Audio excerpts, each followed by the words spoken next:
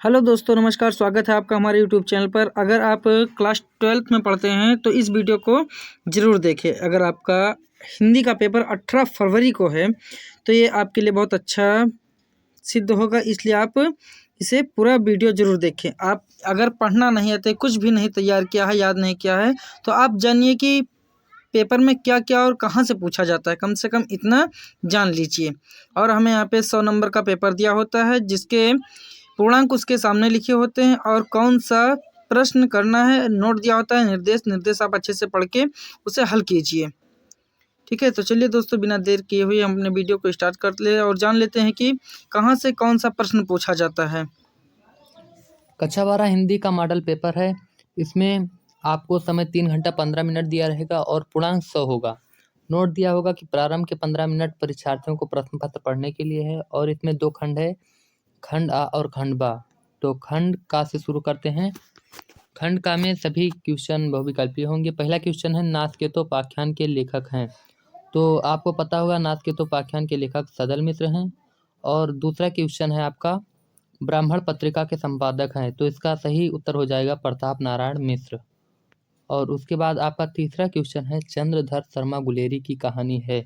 आपको पता होगा चंद्रधर शर्मा की कहानी उसने कहा था। दूसरा सही हो जाएगा उसने कहा था। फिर आपका घ वाला क्वेश्चन है, साहित्य और संस्कृत के लेखक हैं। आपका सही उत्तर हो जाएगा राम विलास शर्मा। उसके बाद आपका क्वेश्चन है, स्मृत की रेखाएं किस विधा की रचना है। तो आपने अगर पढ़ा होगा तो आपको याद होगा संस्मरण विधा की रचना है स्मृत की रेखाएं। आपका चौथा सही हो जाएगा संस्मरण। उसके बाद दूसरा क्वेश्चन आता है, हिंदी साहित्य के आदिकाल के कवि हैं। तो इसमें आपका तीसरा सही हो जाएगा नरपति नाल।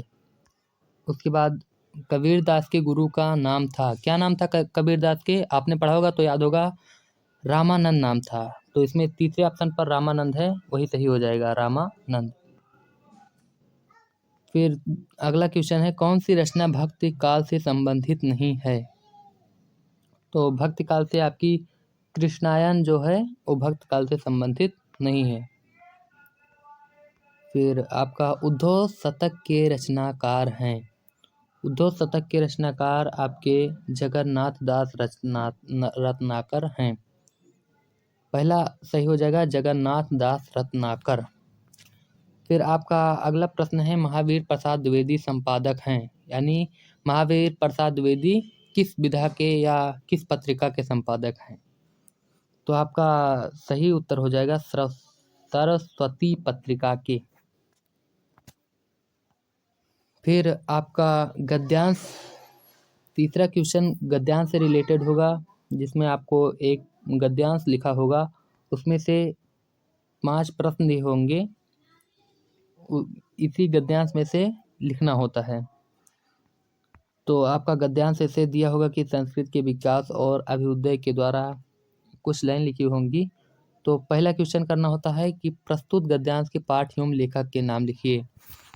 इसको आप अगर पढ़े होंगे तो आपको याद होगा कि ये पैराग्राफ राष्ट्र का स्वरूप नामक पाठ से लिया गया है और इसके लेखक वासुदेव शरण अग्रवाल है। आपका इस पहला हो जाएगा और इसके 2 नंबर आपको मिल जाएंगे। फिर दूसरा है, राष्ट्र का अभ्युदय कैसे संभव है।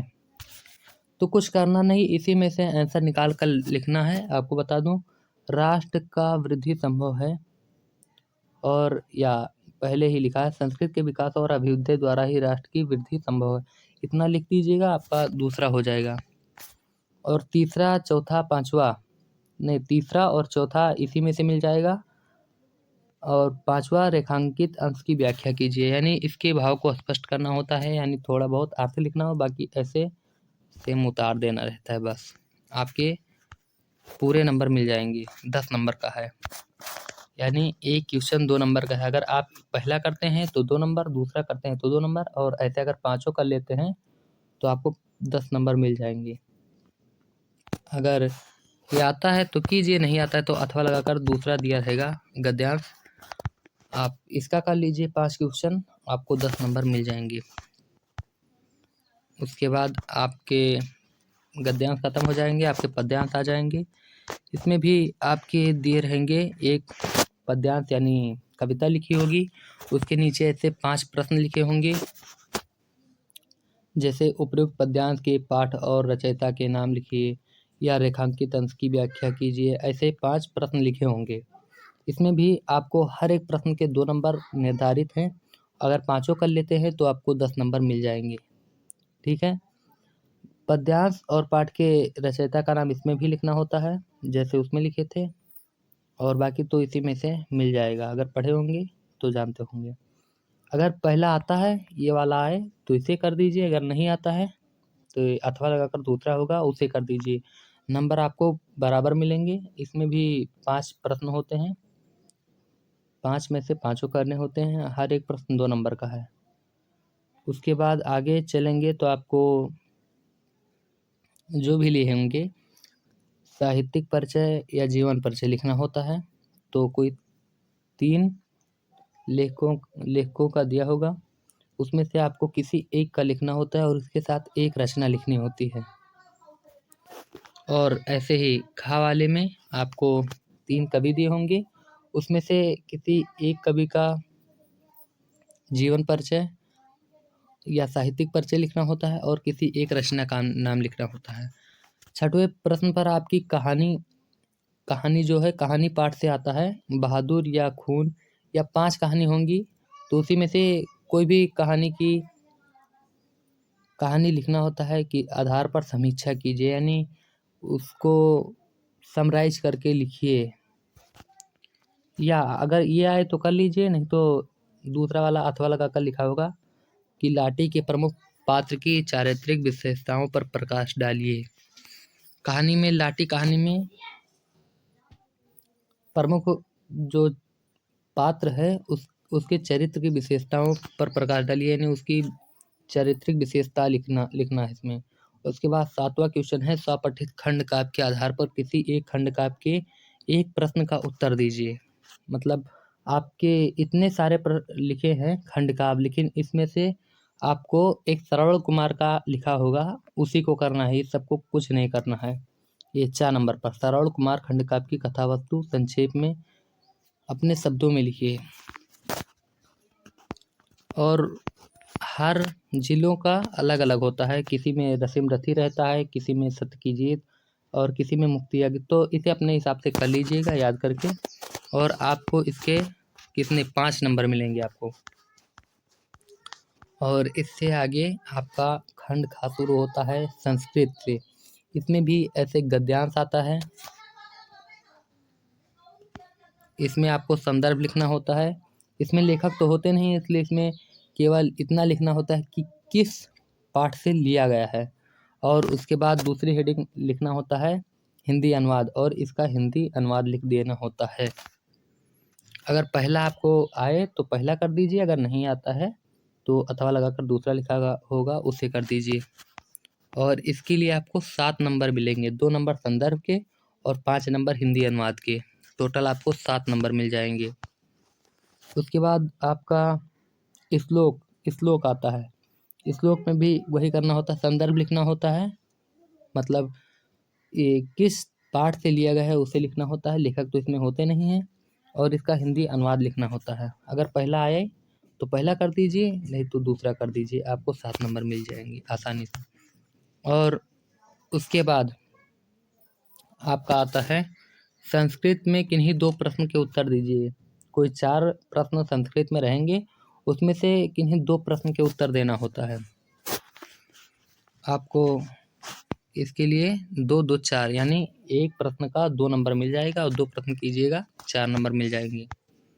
उसके बाद आपका ग्रामर से रिलेटेड आता है 10वां नंबर क्वेश्चन पर, वीर अथवा शांत रस की परिभाषा उदाहरण सहित लिखिए। तो उदाहरण का मतलब उदाहरण सहित लिखिए।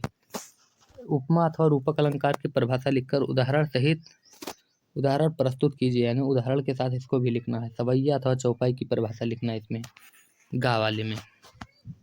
ये हो जाएगा। उसके बाद 11 नंबर क्वेश्चन पर आपको निबंध लिखना आता है। 4 टॉपिक दे रहेंगे निबंध के, उसमें किसी एक टॉपिक पर आपको निबंध लिखना है। जो भी आपको आए उसकी हेडिंग डालिए और निबंध लिखना शुरू कीजिए। ये टोटल आपके 9 नंबर का होता है, तो ये आसानी से मिल जाएगा। उसके बाद आपको संधि विच्छेद करने के लिए आता है, ग्रामर से ही रिलेटेड होगा, एक 11 और 12 क्वेश्चन कि भावुका का संधि विच्छेद है, भव प्लस अका, फिर तत् प्लस चरितम की संधि होगी, तो आपको पता होगा सच्ची प्लस रत्रम, ये आपका सही हो जाएगा। फिर रामस्ति, इसमें कौन सा संधि है, तो आपका तीसरा सही हो जाएगा, विसर्ग संधि है इसमें। उसके बाद निम्नलिखित में से किसी एक का विग्रह करके समास नाम लिखिए, तो ये 3 दिए हैं, इसी में से किसी एक का करना है।